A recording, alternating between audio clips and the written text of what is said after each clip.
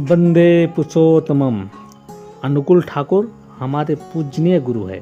अनुकूल ठाकुर का व्यवहार लोगों के साथ इतना मधुर था कि जो भी व्यक्ति हमारे ठाकुर से एक बार बात कर लेते थे तो ठाकुर उनके हृदय के प्राण बन जाते थे।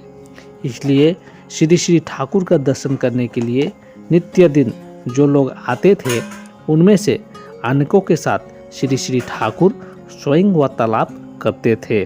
पूछते थे कि आप लोगों कहाँ से आए हैं, कहाँ पर ठहरे हैं, कितने दिनों तक हैं, खाना पीना हुआ है या नहीं, इत्यादि सब बातें अनुकूल ठाकुर उन लोगों के साथ पूछते थे।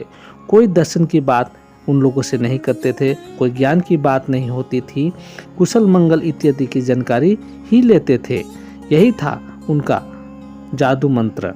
मनुष्य के मस्तिष्क का मणि होते हुए भी, सम्मान के शीर्ष पर अधिनिष्ठ होते हुए भी सभी लोगों के साथ उनके इस अपना तत्व व्यवहार के कारण वे सबके प्राण के ठाकुर बन गए थे।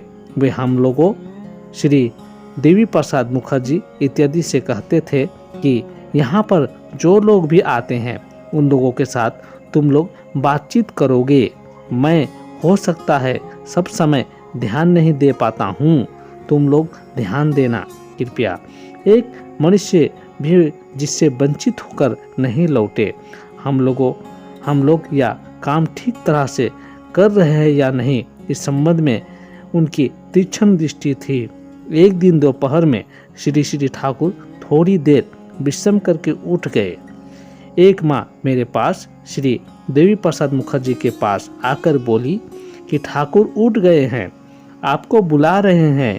देवीदा साथ ही साथ कापी और पेन लेकर पलर के तरफ गए। पलर के सामने कई स्थानीय ग्रामीण सज्जन खड़े हुए थे।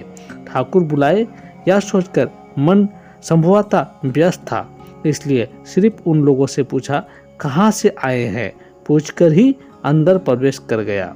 श्री श्री ठाकुर के पास पहुँचते ही वे धीमे स्वर में बोले कि उन लोगों के साथ बातचीत नहीं किए। देवीदा ने कहा जी बातचीत किया। श्री ठाकुर ने कहा अच्छी तरह से बातचीत करते तो नहीं देखा मैंने। देवीदा को पुनः उन लोगों के पास जाना पड़ा। उन लोगों के पास जाकर रहने, खाने पीने, अन्य बातें सब किए। बाद में वे लोग आश्रम के दूसरे तरफ घूमने के लिए चले गए। श्री देवीदा पुनः श्री श्री ठाकुर के सामने आकर बैठ गए। तब श्री श्री ठाकुर ने कहा कि ये लोग गांव के सरल व्यक्ति है, ये लोग गांव से आए हैं।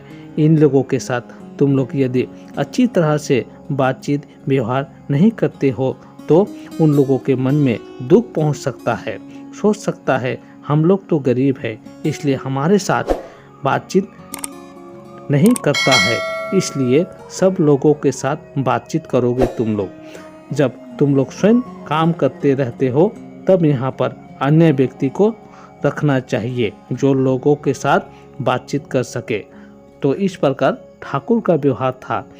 ठाकुर का एकमात्र संपत्ति मनुष्य ही था, इसलिए वह मनुष्य को सबसे अहम महत्व देते थे और सभी के साथ समान व्यवहार करते थे। सभी गुरु भाइयों को जय गुरु।